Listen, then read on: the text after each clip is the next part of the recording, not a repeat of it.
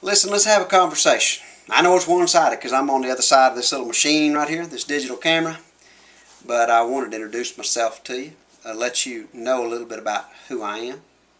Since you're coming here and watching the channel, or maybe this is your first time and you're just checking out this video, but either way, I hope you stick around. We like to do different kinds of films. We like to do different kinds of videos. We do some recipes, do some Nerf wars. We do some music videos. We do some farming videos. We do some how-to fix-it videos. Whatever we're doing, that's what we're videoing. I mean, that's what we do. We don't really do anything special.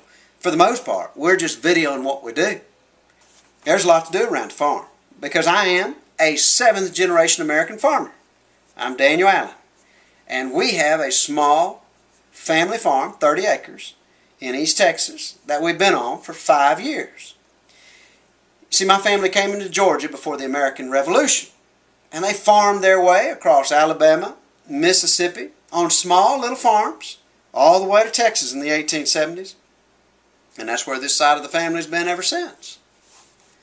My granddaddy Tom, he was a sharecropper. He produced cotton.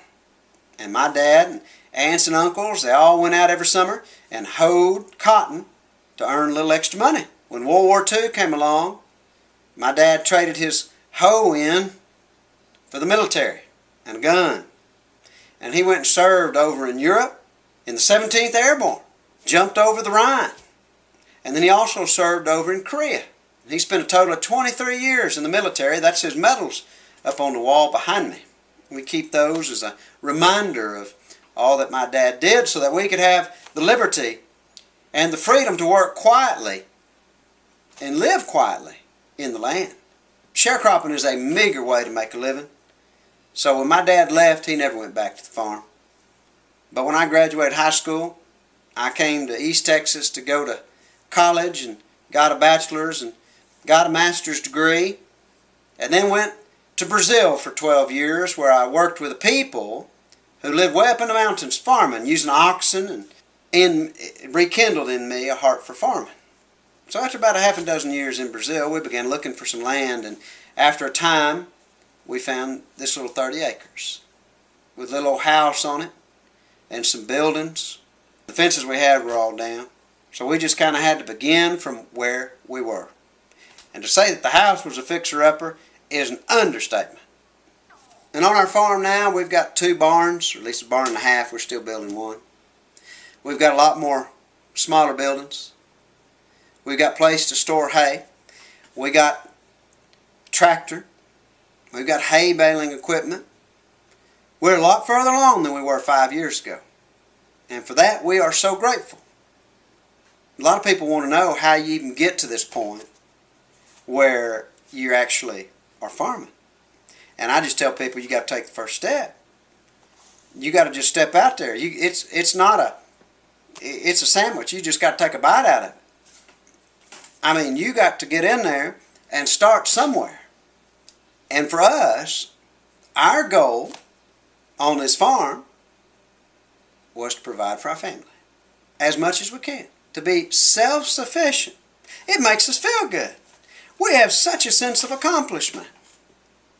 It encourages us to know that we're producing things that we ourselves use. We know where the meat comes from. We know what goes into the production of the produce, whether it's watermelons or beans, green beans, pinto beans, and that makes us all very encouraged. So where do you begin? Well, there's really no perfect answer to that. There's not a perfect way to begin. There's just where you choose to begin. We started this, as I said, 5 years ago. And we've come a long way. There were no animals here 5 years ago. Now we've got ducks and geese and goats and cattle, milk cows, beef cows, hogs. We didn't have any of that 5 years ago.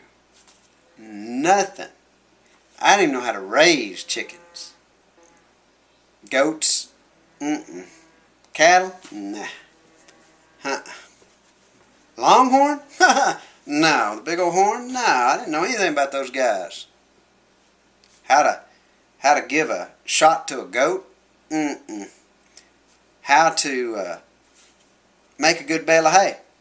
No. You didn't know how to do that. Nothing. Didn't know how to do nothing. But I've learned all of it. And I'm learning more every day. Oswald Chambers has a good expression that fits my experience, and it might fit yours too. It's easy to imagine that we're going to get to a place where we're ready and complete. But preparation is not suddenly accomplished. It is a process steadily maintained. It's a process steadily maintained. It is a process steadily maintained. And that is exactly what being a homesteader, a family farmer, is all about. It's about the process of preparedness. And it's hard work. Oh, it's hard work. It's real hard work. My sons were here, they tell you it's real hard work. But there is such a sense of accomplishment. You just feel good knowing that what you planted produced food for the family. You're encouraged to know that the grass that grows in the field fattens the cow. The grass that grows in the field produces milk for your family. So it is, as Oswald Chambers says, preparation and preparation. That's how we got to where we are today. It is simplicity in living. And we are so thankful to be able to live quietly in the land. Well, that's a little bit about me. I'm Daniel, and I'm a 7th generation American farmer.